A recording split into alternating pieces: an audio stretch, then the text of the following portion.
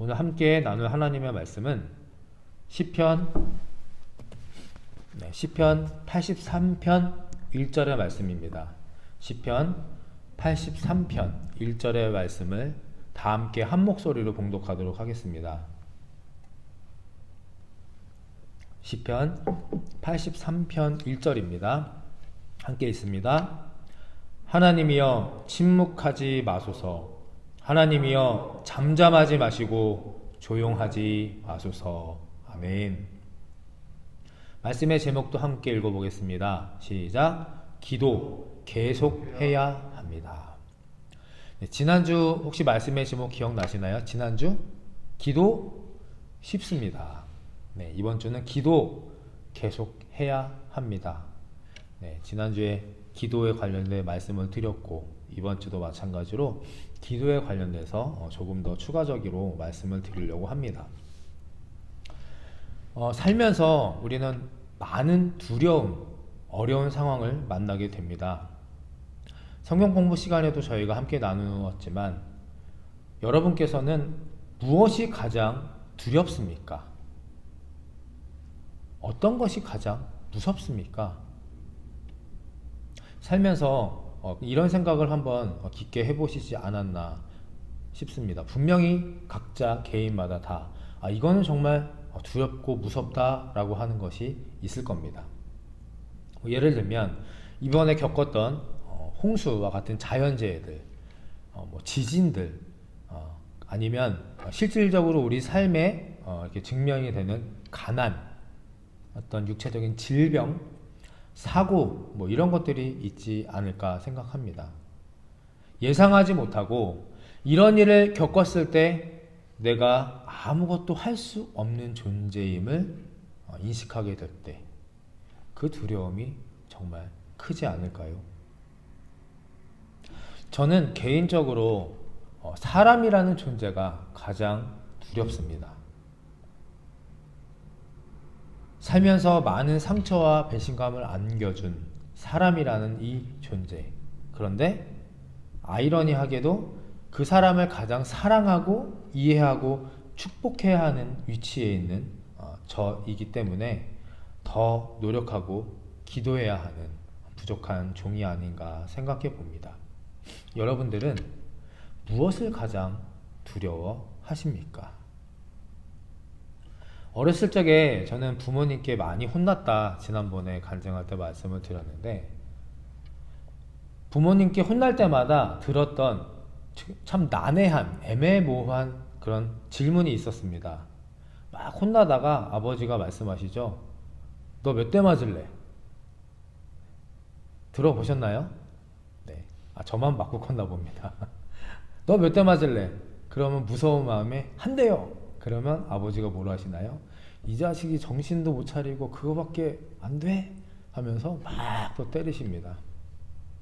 그 다음에 혼날 때 지난번에 한 대라고 해서 더 많이 맞았기 때문에 이번에 너 몇 대 맞을래? 10대요. 그럼 뭐라고 하십니까? 이게 어른 데리고 장난하나? 너가 10대를 다 어떻게 맞으려고 그래? 이러지도 못하고 저러지도 못하는 그런 시간들이 있었습니다. 근데 가만히 지금 생각해보면 그 회초리보다도 더 무서웠던 것이 있었습니다. 회초리, 아버지의 그 무서운 아픈 회초리보다 더 두려웠던 것, 바로 부모님의 침묵이었습니다. 부모님의 침묵. 이제 혼내다 못해. 이제 방에 들어가 있어. 나오지 마. 라고 저를 딱 밀어 넣으시고 언제 그 문이 열릴지, 방문이 나갈 수 있도록 방문이 언제 열릴지 모르는 끝이 없는 그런 두려움, 무서움. 부모님이 나를 잊으신 것은 아닐까?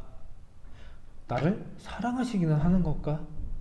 이게 언제 끝나지? 이러한 상황들이 너무 무섭고 두려웠던 겁니다. 바로 부모님의 침묵이었습니다. 오늘 시편 83편 1절을 읽었습니다. 하나님이여 침묵하지 마소서. 하나님이여 잠잠하지 마시고 조용하지 마소서. 누구의 노래인가요? 아삽이라는 인물의 노래입니다. 아삽. 혹시 들어보셨는지 모르겠습니다. 레위 지파 출신으로 그 당시에 모든 하나님께 드려지는 제사 음악을 담당하던 자였습니다. 다윗의 신임을 받던 자였습니다. 무려 그의 시가 이 시편에 12편이나 기록되어 있습니다. 아삽. 근데 그런 그에게도 가장 두렵고 무서웠던 것이 바로 주님의 침묵이었다는 것입니다. 다윗도 그랬습니다. 다윗이 가장 무섭고 두려워할 때는 하나님께서 다윗의 기도에 응답해 주지 않을 때였다라는 것이죠. 신앙생활하면서 우리가 무엇을 가장 두려워해야 하는지 아십니까? 하나님의 침묵입니다. 하나님의 침묵. 하루를 마무리하는 잠자리에 드실 때 어떤 생각으로 드십니까? 오늘 일해서 얼마나 벌었지? 오늘 몇 시간 일했지? 오늘 누굴 만났는데 내가 실수한 게 없었나? 이게 아니라 하나님이 오늘 나와 함께 하셨는가? 사람이 아니라 내가 하나님 앞에 혹시 실수한 것이 없는가? 말이나 행동에 무언가 죄짓고 잘못한 것이 없는가? 이것을 확인해야 한다는 것입니다. 어떠십니까? 오늘 하루 하나님이 나와 함께 하심을 느끼셨습니까? 아니면 지난 일주일을 한번 되돌아보시기 바랍니다. 하나님이 나와 함께 하시고 나를 보호하셨고 나를 사랑하고 계시는구나 경험하고 느끼며 살아오셨습니까? 혹시 이를 전혀 의식하지 않고 관심도 없이 그냥 똑같은 반복되는 생활을 살아가고 오셨습니까? 오늘 제가 기도 계속해야 합니다 라는 말씀의 제목을 함께 준비하면서 저는 이것을 저와 여러분 우리 모두에게 바랬습니다. 하나님이 나에게 침묵하고 계시지는 않은가? 이것에 대해 묵상하시고 매일 매순간 하나님의 임재를 구하는 우리 모두가 되게 해달라 기도하며 이 말씀을 준비하였습니다. 무엇을 가장 두려워하며 살아가고 계십니까? 자, 첫 번째 같이 좀 크게 읽어보겠습니다. 화면을 보시고요. 시작. 하나님의 침묵은 선물입니다. 아멘. 하나님의 침묵은 선물입니다. 이게 무슨 말인가요? 제가 지금 금방 하나님의 침묵을 두려워하고 무서워하라 라고 말했는데 갑자기 반전으로 이제는 선물이라고 말합니다. 이게 무슨 말인가요? 사무엘상 15장 11절을 다 함께 읽어보겠습니다. 사무엘상 15장 11절 시작. 내가 사울을 왕으로 세운 것을 후회하노니 그가 돌이켜서 나를 따르지 아니하며 내 명령을 행하지 아니하였음이니라 하신지라. 사무엘이 근심하여 온 밤을 여호와께 부르짖으니라. 사울과 다윗 차이를 아십니까? 사울과 다윗. 이스라엘 백성들은 당시 제사장이었던 사무엘에게 이렇게 요구를 합니다. 목사, 대제사장이 아니라 우리 다른 주변의 다른 나라들처럼 인간으로서의 왕을 세워달라. 우리는 목사가 필요한 게 아니라 인간의 왕이 필요하다. 그렇게 요구를 하게 됩니다. 근데 하나님께서 사무엘을 통해서 말씀하시죠. 왕을 뽑아서 왕정시대가 열려도 지금보다 더 좋아지지는 않을 거야.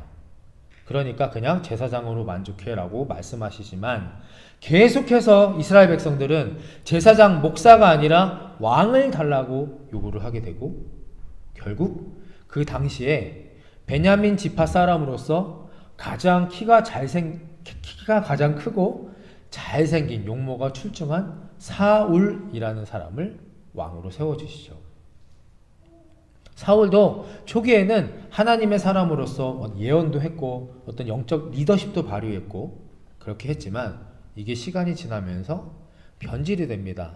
그래서 어떻게 합니까? 사울이 선지자 사무엘까지도 무시하고 나중에는 사무엘의 제사장 직분까지 뺏어서 자기가 예배를 주도하는 그런 타락한 모습까지 보이게 됩니다. 그리고 하나님께서 지금 하신 이 성경 말씀을 하시는 거죠. 사울을 왕으로 세운 것을 내가 어떻게 한다? 후회하노라. 너무 준비 없이 세운 겁니다. 사람들의 요구에 의해서, 성화에 의해서 어쩔 수 없이 적합한 인물, 훈련할 수 있는 기간, 단련할 수 있는 그런 과정들이 없이 세우다 보니까 사울이 그렇게 되었던 겁니다. 그리고 결국 다윗이 왕이 되죠. 나중에 승승장구하던 다윗의 그런 삶에서 어느 날 우리가 잘 아는 것처럼 하나님의 침묵이 시작이 됩니다. 하나님이 사라지신 겁니다. 다윗의 인생에서 무려 10년이라는 시간 동안 다윗에게 침묵하십니다. 그 사이에 다윗은 고난, 배신, 또 사울 왕으로부터 목숨을 위협받는 도망자의 신세로 계속해서 그렇게 10년 동안 전전긍긍하고 살아가게 됩니다. 다윗의 입장에서는 지금까지 하나님이 나의 전부라 그렇게 여기고 하나님 한 분만을 의지하고 살았었는데 한순간에 갑자기 그 전부가 10년이라는 긴 시간 동안 사라집니다. 왜 하나님이 침묵하셨을까? 왜 10년이란 동안 다윗에게 아무런 말씀도 하지 않으셨을까? 그 이유는 바로 이겁니다. 함께 읽어보겠습니다. 시작. 또 하나의 사울을 만들 수 없으셨기 때문입니다. 하나님께서 다윗의 믿음과 다윗의 삶에 10년 동안 침묵하신 이유, 또 하나의 사울을 만들 수 없으셨기 때문에, 너무나 다윗을 사랑하셨기 때문에 결코 놓칠 수 없는 그런 너무나 귀한 보석 같은 존재이기 때문에 사울처럼 버려지고 변질되어서 중도 하차되는 일시적인 도구로 전락해버리고 싶지 않으셨기 때문입니다. 10년이라는 시간 동안 목숨을 걸고 도망하는 신세로서 단련되어지고 훈련되어지는 그런 놀라운 과정들을 통해서 순금같이 정금같이 단단한 보석을 만들어내기 위해서 하나님께서 기다리고 계셨던 겁니다. 사라진 것도 아니시고 다윗을 버리신 것도 아니었습니다. 이를 악물고 지켜보시면서 정금, 순금으로 되어 나올 그 다윗을 기다리고 계셨던 것입니다. 오늘 저희가 함께 찬양했습니다. 욥기 23장 10절의 말씀입니다. 그러나 내가 가는 길을 그가 아시나니 나를 단련하신 후에는 내가 순금같이 되어 나아오리다. 아멘. 이 찬양의 가사의 고백이 우리의 삶의, 우리의 믿음의 간증의 고백이 되기를 간절히 축복합니다. 나의 기도가 응답되지 않는다고 실망하실 필요 없습니다. 당장 내 눈에 내 손에 뭔가 잡히지 않는다고 낭망하거나 걱정하거나 불안에 떠실 필요 없습니다. 하나님은 이미 당신의 여러분들의 기도를 다 듣고 계셨고 인내하고 기다려주고 계시는 것입니다. 누구를 위해서? 더 발전하고 성숙해 되어 순금같이 정금같이 나아오게 될 바로 나를 기다려주고 계신 것입니다. 출애굽기 14장 21절 말씀을 함께 읽어보겠습니다. 출애굽기 14장 21절 시작. 모세가 바다 위로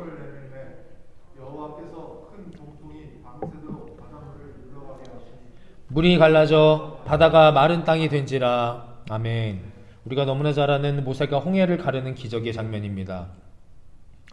근데 일반적으로 우리가 아는 것은 모세가 기도하고 지팡이를 높게 들었을 때 홍해가 눈앞에서 쫙 갈라지는 그런 모습을 우리가 알고 있습니다.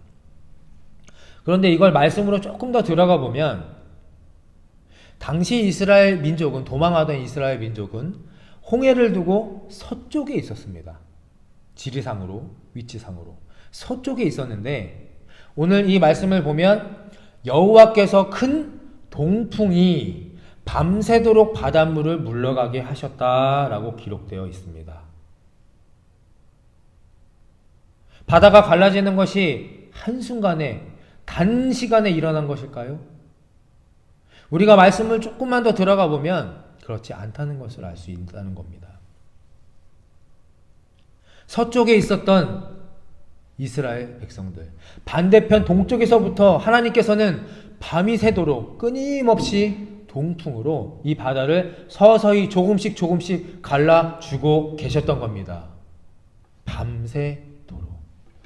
홍해가 갈라지는 기적의 사건이 언제 일어났습니까? 해가 뜰 새벽녘에 일어났다고 말씀을 드렸지요. 그 밤, 새벽이 오기 전 밤새 전부터 하나님께서는 이미 이스라엘 백성들의 기도를 들으시고 역사하고 계셨음을 믿으시기를 간절히 축원합니다. 아마도 그 기적이 눈에 보이지 않았을 겁니다. 이스라엘 백성들에게는 이미 바다 건너편에서 강한 동풍이 불어서 실제로 바다가 멀리서 눈에 보이지 않는 멀리서 갈라지고 있었는데도 모세와 이스라엘 백성 눈에는 밤새 아무것도 보이지 않았을 겁니다. 마찬가지로 우리가 기도 생활하면서 아무것도 보이지 않은 그런 밤 같은 때가, 칠흑 같은 어둠 같은 때가 있습니다. 기도 열심히 하는데 전혀 아무 일도 일어날 것 같지 않는 길고 지루한 밤 같은 그런 시간들이 우리에게 있습니다. 그런데 오늘 이 말씀을 통해서 위로 받으시고 꼭 기억하시기를 간절히 축원합니다. 반대편에서부터 주님께서는 맹렬히 나를 위해서 일하고 계심을 믿으셔야 합니다. 할렐루야. 당장 내 눈에 보이지 않고 당장 내 손에 잡히지 않는다 하더라도 나를 위해 일하고 계시는, 우리 좋은 교회를 위해 일하고 계시는 하나님을 기대하고 믿으시기를 간절히 축원합니다. 저를 따라해 주시기 바랍니다. 그러므로 하나님의 침묵은 선물입니다. 하나님의 침묵은 선물임을 꼭 기억하시기를 바랍니다. 자, 두 번째입니다. 함께 읽습니다. 시작. 하나님이 침묵하실 때 사람에게도 침묵해야 합니다. 아멘. 하나님이 침묵하실 때 사람에게도 침묵해야 합니다. 우리가 기도 응답이 되지 않거나 불안하고 답답하고 억울할 때 사람을 찾고 사람에게 의지하는 그런 안타까운 상황들이 간혹 생겨납니다. 그나마 어떤 목사나 사모나 어떤 영적인 신실한 분을 찾으면 다행인데 이게 신앙적으로 잘 안 풀리다 보니까 세상적인 것으로 눈을 돌리는 경우가 있다는 겁니다. 그래서 제가 자주 드리는 말씀이죠. 내 옆에 누가 있느냐가 그래서 중요한 겁니다. 내 옆에 누가 있느냐. 장경동 목사님이 계십니다. 유쾌하고 또 은혜로운 말씀을 많이 전해주신 목사님인데 그 목사님 설교 중에 이런 예화가 있었습니다.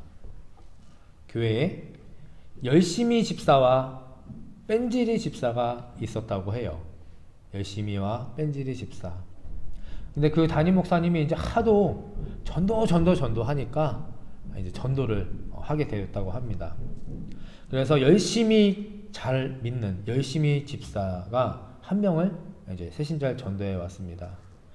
전도를 해서 주일날 같이 예배를 잘 드리고 예배가 끝나고 가면서 새로운 새신자에게 열심히 집사가 이렇게 말했습니다. 저녁 일찍 먹고 기다리고 있어. 왜요? 그랬더니 저녁 예배 가야지. 그래서 그 새신자가 아니 저녁 예배도 또 가요? 좀 전에 예배를 드렸는데? 그랬더니 어떻게 사람이 한 끼만 먹고 살아? 삼시 세끼 먹듯이 낮에 드리는 건 대예배고 저녁은 찬양 예배고 그러니까 우리는 함께 예배를 또 가야 돼. 그래서 기다렸다가 저녁을 빨리 먹고 찬양 예배, 저녁 예배를 열심히 뜨겁게 잘 드렸다고 합니다. 뜨겁게 찬양하고 돌아가는 길에 그 열심히 집사가 새신자에게 또 이렇게 말했다고 하죠. 일찍 자? 그래서 왜요? 그랬더니 내일 새벽 예배 가야지. 새벽 예배도 가요? 그랬더니 그럼 하루의 첫 시간을 하나님께 드리는 거야. 새벽 예배도 갔죠. 일주일이 흘렀습니다. 주일이 되었습니다. 그랬더니 열심히 집사가 새신자에게 이봐 감사헌금 해야지. 그랬더니 감사할 게 뭐가 있어요? 그랬더니 일주일 동안 살려주신 것도 이렇게 다시 와서 예배드리는 거 다 감사한 거야. 감사해야지. 그래서 또 감사도 하고 한 달이 지났습니다. 그렇게 예배를 잘 드리고 그랬더니 11조 해야지. 11조는 또 뭐예요? 소득의 10분의 1을 하나님께 드리는 거야. 내가 해봤는데 이건 드리면 너무너무 좋고 너무 감사한 일들이 많이 생겨. 하나님의 축복이야. 그래서 11조도 합니다. 하나님이 시험해보라고 하셨으니까 너 당신도 한번 해봐. 너무 좋아서 가르쳐주는 거야. 이렇게 10년을 믿은 사람보다 1년을 믿은 새신자가 더 열심히 신앙생활을 잘 했다고 합니다. 근데 아까 열심히 말고 또 누가 있었다 그랬죠? 뺀질이. 뺀질이 집사가 있었습니다. 그도 마찬가지로 목사님이 하도 전도하라 하니까 전도를 했습니다. 근데 전도된 새신자 2명이 서로 친구였다고 해요. 같은 지역에 사니까. 주일 예배를 드리고 가면서 새신자가 궁금했습니다. 뺀질이 집사에게 오히려 물었습니다. 오늘 예배 끝나고 너무 좋았는데 우리 언제 또 예배로 오죠? 그랬더니 뭘 언제 와? 다음 주일날 오는 거지. 내 친구를 보니까 열심히 집사에게 전도된 내 친구를 보니까 저녁에도 가고 새벽에도 가고 막 그렇게 가던데 왜 나는 안 가요? 그랬더니 그 뺀질이 집사가 하는 말이 그렇게 광신적으로 믿으면 안 돼. 쉽게 뜨거워지면 쉽게 가라앉게 돼 있어. 아니 신앙생활 하루 이틀 할 거야? 광신적으로 믿으면 안 돼. 그냥 기다리고 있어. 일주일이 지났습니다. 주일날 예배를 또 드렸고 그 같이 전도된 친구는 감사헌금도 하고 뭐 11조 헌금도 하고 막 이러는데 자기에게는 아무 얘기도 없으니까 뺀질이 집사한테 물어봤어요. 우리는 감사헌금 안 합니까? 11조 헌금 안 해요? 물어봤더니 요즘같이 먹고 살기 바쁜데 뭐가 감사하냐고. 내가 나오는 것만 해도 감사하지. 하나님의 것도 나의 것이고 나의 것도 하나님의 것이기 때문에 따로 드리지 않아도 된다고. 물질에 너무 신경 쓰면 안 된다. 마음이 중요한 거야. 그렇게 얘기를 했다고 하죠. 결국 10년을 믿어도 뺀질이 2명이 생겨난 것입니다. 제가 목회를 하면서 중요하게 경험되고 또 생각이 되는 것은 새신자가 전도가 되어서 나오는 것도 중요하지만 누구에게 전도가 되어서 나오느냐, 그리고 교회에 나와서 누구와 함께 어울리며 신앙생활을 하느냐 하는 것입니다. 나는 열심입니까? 뺀질입니까? 원래 오늘 많이 계셨으면 손을 들고 체크를 해보고 싶었으나 오늘 너무 인원이 적으시기 때문에 바로 들통나서 손은 들지 않도록 하겠습니다. 마음으로 한번 생각해 보시기 바랍니다. 나는 열심입니까? 뺀질입니까? 마태복음 10장 28절에 이런 말씀이 있습니다. 제가 읽어드립니다. 몸은 죽여도 영혼은 능히 죽이지 못하는 자들을 두려워하지 말고 오직 몸과 혼을 능히 지옥에 멸하실 수 있는 이를 두려워하라. 아멘.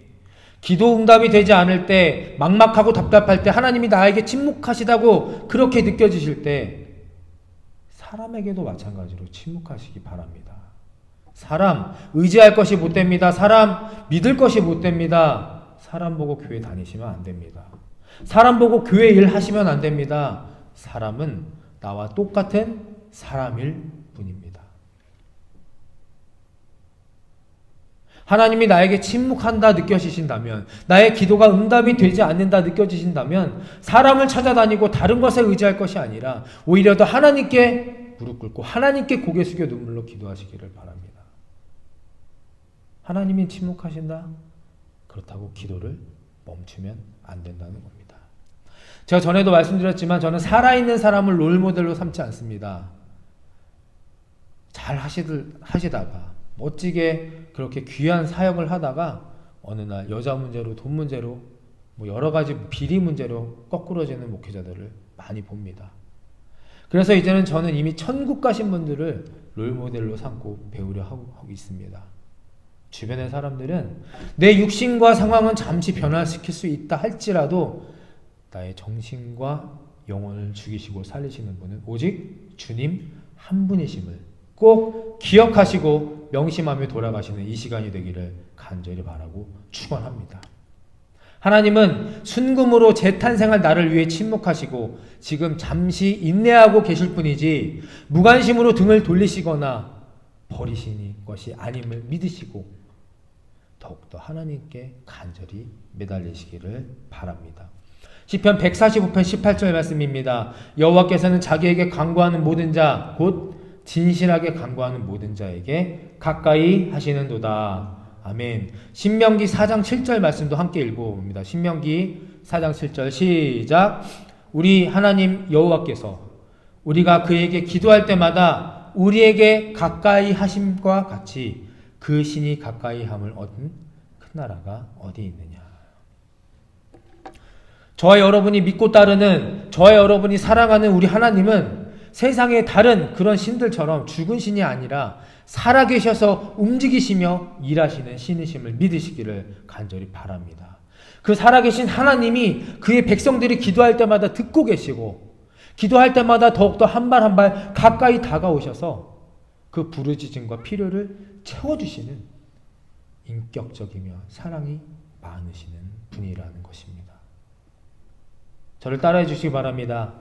말씀이 해답이고 기도가 방법입니다. 아멘. 말씀이 해답이고 기도가 방법입니다. 하나님은 기도하는 자를 가까이 하십니다. 홍해와 애국 군대 사이에 이스라엘 백성들이 갇혔을 때 어떻게 하셨습니까? 하나님께서 구름 기둥을 뒤로 옮겨 놓으셨습니다. 애굽 진영에는 구름과 흑암만이 머물렀고 이스라엘 진영은 밝게 해주셔서 애굽의 군대가 더 이상 추격하지 못하도록, 접근하지 못하도록 하시는 놀라운 은혜를 경험합니다. 또 마라의 쓴물 기억하시지 않습니까? 이스라엘 백성들이 사흘길을 걸어서 목이 말랐는데 먹을 물이 없었을 때 마라에서 쓴 물을 발견하고 하나님께서 한 나무 간지를 던져서 그곳에 넣어라 라고 하셨을 때 쓴물이 단물이 되어 마실 수 있었습니다. 배고플 때 만나를 내려주셨고 고기 먹고 싶어 할 때 메추라기를 주셨고 이스라엘과 아말렉이 전쟁을 할 때에 모세와 아론과 훌이 기도하는 손을 높이 들 때 승리하게 하시는 하나님의 능력을 맛보았던 것입니다. 하나님은 기도하는 자를 가까이 하십니다. 지난주 설교 내용은 기도 쉽습니다 였습니다. 두 가지를 말씀드렸는데 혹시 기억하시는지 모르겠습니다. 첫 번째, 가장 나다운 모습으로 기도하자. 가장 나다운 모습. 두 번째, 경배는 하나님께만 드리자 였습니다. 요한도 헷갈렸던 것처럼, 혼란스러워했던 것처럼 나도 모르는 사이에 천사에게, 능력을 베푸는 천사에게 절하였던 그런 실수를 범했던 것이었습니다. 하나님께만 경배하자. 자, 오늘은 두 가지입니다. 하나님의 침묵은 선물입니다.